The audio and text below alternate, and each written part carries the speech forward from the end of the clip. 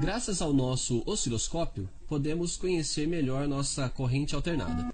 Ela é representada por uma senoide que podemos desenhar graças a uma flecha. E o comprimento dessa flecha representa o valor da intensidade máxima ou da tensão máxima.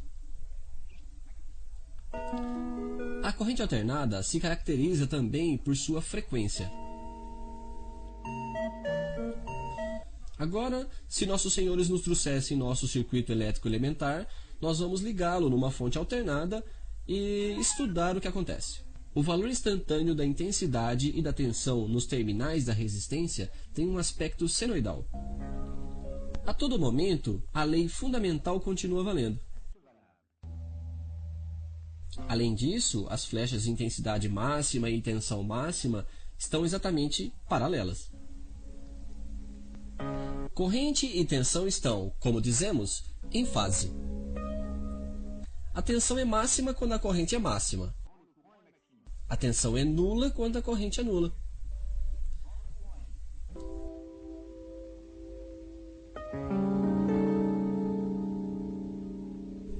Agora, se por um artifício qualquer eu aumente a frequência da fonte, o valor máximo da intensidade e da tensão não muda. Além disso, corrente e tensão continuam em fase. O valor da resistência, portanto, não é sensível à frequência de nossa corrente, pelo menos na baixa frequência.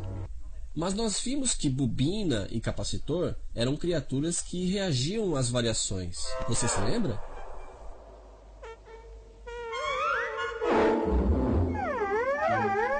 Corrente alternada é uma variação permanente, e quanto mais a frequência é elevada, mais a variação é rápida. De modo que podemos supor que bobina e capacitor seriam sensíveis à frequência de corrente alternada. Mas de que forma? Sr. Ohm, por gentileza, queira substituir uma resistência do circuito por uma bobina, enviando uma corrente alternada.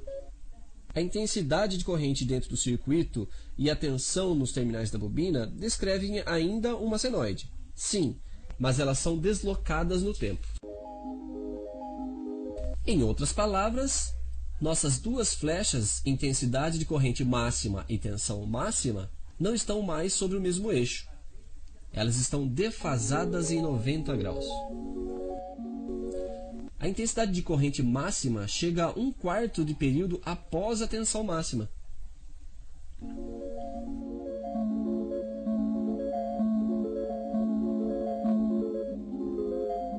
E não é tudo. Se eu aumento a frequência, vejam que a intensidade máxima dentro do circuito começa a diminuir.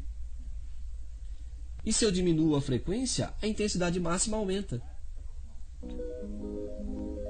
Quanto ao outro camarada, o capacitor, você pode imaginar que ele vai fazer exatamente o contrário. Se a frequência aumenta, a intensidade máxima dentro do circuito começa a aumentar, e inversamente. Além disso, a intensidade máxima não chega mais a 1/4 de período depois, mas sim 1/4 do período antes da tensão máxima.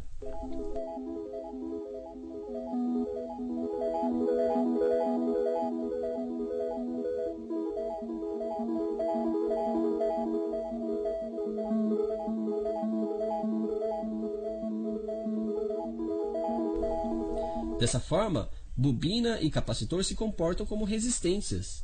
E, de fato, nós podemos medir em seus terminais uma tensão. Mas e uma resistência? Ela não varia quando a frequência aumenta ou diminui. Ela deixa passar sempre a mesma intensidade máxima. Enquanto a bobina e capacitor não são nem um pouco assim. Nós podemos ver. Isso nos força, portanto, a constatar que se trata de outra coisa, e não de uma resistência pura, que reage à frequência. É uma coisa. Vamos chamá-la de reatância. E observem aqui, X. Então, gravem bem isso, em letra de ouro, sobre uma placa de granito. A reatância de uma bobina, dita reatância indutiva, aumenta quando a frequência aumenta.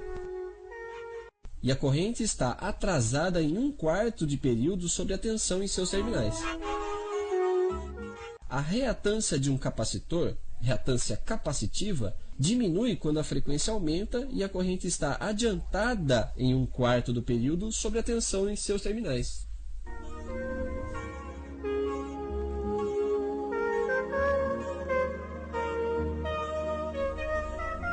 Quanto às fórmulas precisas de reatância e para mais detalhes, peço-lhe a gentileza, como sempre, de recorrer ao seu professor habitual.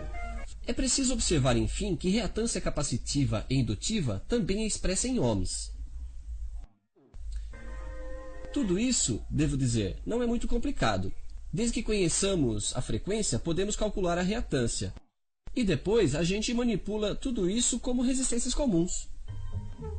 Bem, não, mil vezes não. Em um ciclo alternado, quando temos uma série de resistência e de reatância, bem, 2 e 2 não são mais igual a 4. Evidentemente, isso é bastante preocupante, e você pode imaginar que isso provém de nossa famosa defasagem. Eu vejo que temos entre nós o Sr. Fresnel, o grande especialista em flecha giratória, que nos dará o prazer, numa próxima oportunidade, de nos explicar esse mistério.